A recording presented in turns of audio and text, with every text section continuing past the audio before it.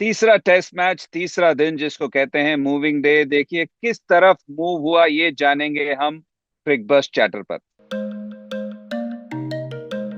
क्या कमाल का दिन ना, 387 इंग्लैंड ने किया, 387 पर जाके रुकी भारत का भी जो कहते हैं सुई।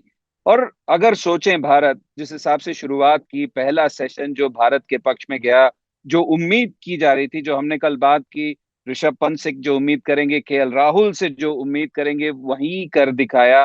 पर क्या उस रनआउट की जरूरत थी जस्ट लंच से पहले? ऋषभ पंत जैसा बल्लेबाज जो एक्स फैक्टर है, याद रखिए ऋषभ पंत कहीं पे भी मैच का रुख बदल सकते हैं, उस वक्त क्या वो करने की जरूरत थी? और एक और चीज जो बार बार हम इस सीरीज या श्रृंखला में बात करते आ रहे हैं, कभी कभी हमें लगता है कि अरे यार, क्या हमें इतने बैट्समैनों की जरूरत है? वही दिखाना आज। क्योंकि आप देखिए लास्ट तीन ने क्या योगदान दिया, कुछ योगदान नहीं मिला। इस वजह से गौतम गंभीर, शुभमन गिल या सेलेक्टर्स को लगता है कि थोड़ी बल्लेबाजी अच्छी होनी चाहिए। वॉशिंगटन सुंदर ने थोड़ा बहुत कंट्रीब्यूशन दिया पर काफी पीछे रह गए। फिर नीतीश कुमार रेड्डी से थोड़ा कंट्रीब्यूशन, रविंद्र जडेजा फिर से बहुमूल्य रन उनके बल्ले से, और ऋषभ पंत जो 74 रन पर आउट हुए। तो एक तरह से कहना होगा कि भारत अपने आप से नाराज होगा। जिस स्थिति में थे भारत लंच के वक्त पर, और जो बल्लेबाजी से उम्मीद थी, मुझे लगता है कि एटलीस्ट 50-60 रन का तो बढ़त मिलनी चाहिए थी। और यहाँ पे 387 पे जो जाके खत्म हुआ, भारत अपने आप से खुश नहीं होगा।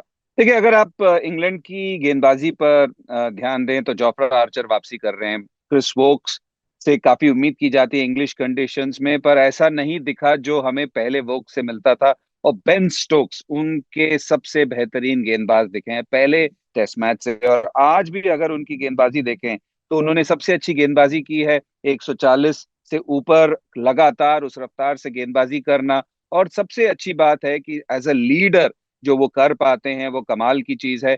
और अगर पूरे ओवरऑल बॉलिंग अटैक की बात करें, जोफ्रा आर्चर जैसे मैंने कहा वापसी कर रहे हैं। ऐसा पहनापन नहीं था स्टोक्स और जोफ्रा आर्चर को छोड़ के। तो भारत में जैसे पहले कहा, अपने आप से नाराज होंगे कि जो एक ब्रिलियंट मौका था वहां उसको गवाया। वहां पे भारत उसका एडवांटेज नहीं ले पाया, फायदा नहीं ले पाया, और बस 387 पे जाके खत्म हुआ। देखिए जब इस श्रृंखला में आए थे, तो हम बात कर रहे थे कि दो इम्पोर्टेंट प्लेयर्स रिटायर होके गए हैं, रोहित शर्मा, विराट कोहली। कल शाम को भी जब हम क्रिक बस चार्टर पे बात चल रही थी, तो यही कह रहे थे कि जब केएल राहुल का जो रोल है, उन्होंने जिस हिसाब से उसको दोनों हाथों से अपनाया है, सेना कंट्रीज में सिक्स शतक लगाया है, इस श्रृंखला में दूसरा शतक लगाया है बतौर ओपनर, और दूसरा शतक उन्होंने लॉर्ड्स में भी लगाया है। तो कमाल ही कर दिया है केएल राहुल ने, जिसकी जरूरत थी भारत को। रोहित शर्मा की जगह यहाँ पे बल्लेबाज के तौर पर यशस्वी जायसवाल ने अच्छी शुरुआत की है अपने टेस्ट करियर में। तो दूसरी तरफ जो जरूरत है कंसिस्टेंसी की, वहां कमाल लाजवाब राहुल, जिसको उनको हमेशा कहा जाता है, उन्होंने वही करके दिखाया। कंसिस्टेंट राहुल बन के निकले हैं। और सबसे इंपॉर्टेंट चीज है, जो जरूरत है ओपनर की तरफ से इंग्लैंड में, गर्मी हो या ना हो, जो ओपनर से जो जरूरत है वो उन्होंने करके दिखाया है। आज जो उन्होंने इंपॉर्टेंस दिखाया, कल हमने रात को कहा था कि पहले 30 से 45 मिनट बहुत इंपॉर्टेंट है। आप नहीं चाहते कि इंग्लैंड यहाँ पे आपके कोई विकेट्स ले ले, और जो बैटिंग जो एक्सपोज हो सकती है उसको करे, वो नहीं होने दिया केएल राहुल ने। लॉर्ड्स में शतक लगाना बहुत बड़ी बात है। दूसरा शतक, 3 मैच में ऑलरेडी दूसरा शतक लग चुका है। और सबसे इंपॉर्टेंट चीज है, हम सोचिए पिछले सीरीज में क्या प्रॉब्लम थी, ऑस्ट्रेलिया में क्या प्रॉब्लम थी, जब इंग्लैंड न्यूजीलैंड के खिलाफ हम घर में जब खेल रहे थे, क्या प्रॉब्लम थी? टॉप 4 से रन नहीं आ रहे थे, और यहाँ पे आपके टॉप 4 से रन मिल रहा है, और कंसिस्टेंटली मिल रहा है। यशस्वी रन बना रहे हैं, केएल राहुल रन बना रहे हैं, शुभमन गिल रन बना रहे हैं। ये बहुत अच्छी चीज है। और सबसे इंपॉर्टेंट चीज जो हमने कल भी कहा था, बतौर ओपनर एक जो ड्रेसिंग रूम में जो काम मिलता है ना, एक जो सुकून मिलता है जब केएल राहुल बल्लेबाजी करते हैं, वो बहुत जरूरी है। और खासकर जब आप भारत के बाहर हैं, वो हमारे परफॉर्मर ऑफ द डे हैं आज। ऋषभ पंत मैच का रुख बदल सकते हैं। आप सोचिए, पूरे गेंदबाजों को थका दिया, गर्मी में लंच तक विकेट बिना खोए जब भारत अगर जाता है, तो कॉन्फिडेंस किसके पक्ष में, मोमेंटम किसके पक्ष में है? जब लंच के बाद आएंगे, तो आपको पता है लंच और टी का जो वक्त है ना, बड़ा मुश्किल होता है गेंदबाजों को। गेंदबाजी करना आसान होता है, बल्लेबाजी करना। और उस वक्त अगर ऋषभ पंत होते, तो क्या कर सकते थे? वो तो खैर व्हाट इफ है। पर उसकी बात हम नहीं करेंगे। हम ये बात करेंगे कि इस जो रनआउट से कितना अफेक्ट हुआ भारत, क्योंकि उसके बाद केएल राहुल भी आउट हो गए लंच के आते ही।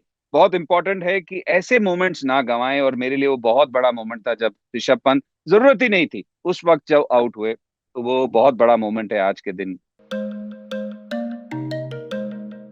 देखिए, जो जडेजा से जो उम्मीद की जाती है बतौर हरफन मौला खिलाड़ी, वो बहुत ज्यादा उम्मीद उनसे होती है। और आप पहले के जडेजा को देख लीजिए और पिछले 3 4 5 साल में जो जडेजा ने योगदान दिया है, वो कमाल का योगदान दिया है। आप सोचिए, उनका जो फर्स्ट क्लास का रिकॉर्ड है ना, वो बहुत बढ़िया है। उन्होंने ट्रिपल सेंचुरीज लगाई हुई हैं। पर कभी कभी ना, बतौर एक क्रिकेटर, बतौर एक बल्लेबाज, जब आप नीचे खेलते हैं तो आपके दिमाग में रहता है, अरे इसके बाद तो टेलेंडर्स आएंगे या लोअर ऑर्डर बैटर्स आएंगे, क्या मैं जल्दी से रन बनाऊं या किस हिसाब से मैं अपने आप को पेश करूं, वो आपके समझ में नहीं आता। पिछले 3 4 साल में जब जब रविंद्र जाडेजा के साथ कोई अच्छा बल्लेबाज रहा है, तो आपको पता है कि एक तरफ से उनकी जो बल्लेबाजी है, उनसे तो उम्मीद की जाती है, उनके बल्लेबाजी के बारे में भी सब पता है, पर मोस्ट इंपॉर्टेंट है वो खुद अपने आप सिक्योर फील करते हैं, क्योंकि उनको लगता है कि मेरे साथ कोई बल्लेबाजी करने वाला है।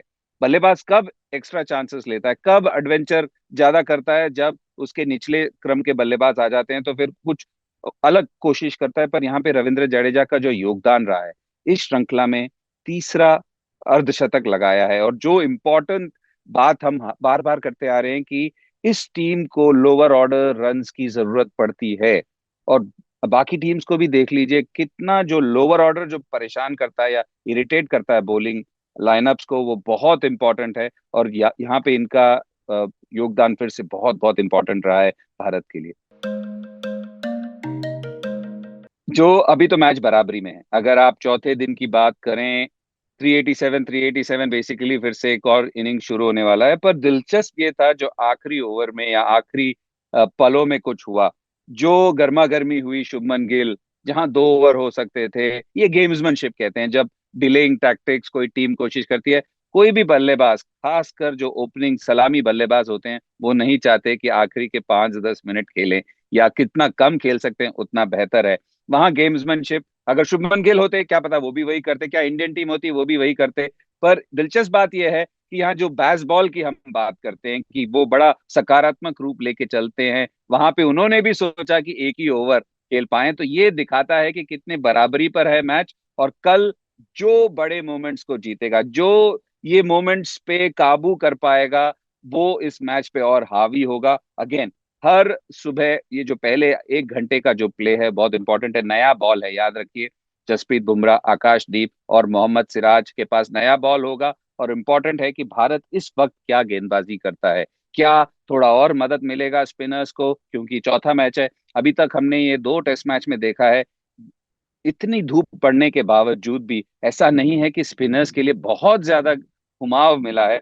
तो इम्पोर्टेंट ये रहेगा कि क्या इस विकेट से कुछ मिलता है स्पिनर्स को। पर मोस्ट इम्पोर्टेंट है पहले वापस वही 1 घंटे का प्ले नए बॉल के साथ, किस हिसाब से इंडिया गेंदबाजी करता है, क्या अब जब चांसेस मिलेंगे उसको लपकता है, बहुत इंपॉर्टेंट है। बड़ा मजेदार और रोमांचक फिर से ये टेस्ट मैच हो रहा है, हर दिन कुछ अलग पहलू लेके आ रहा है। चौथा दिन भी ऐसे ही रहेगा। तो वापस मेरे साथ जुड़िएगा क्रिक बस चैटर पर।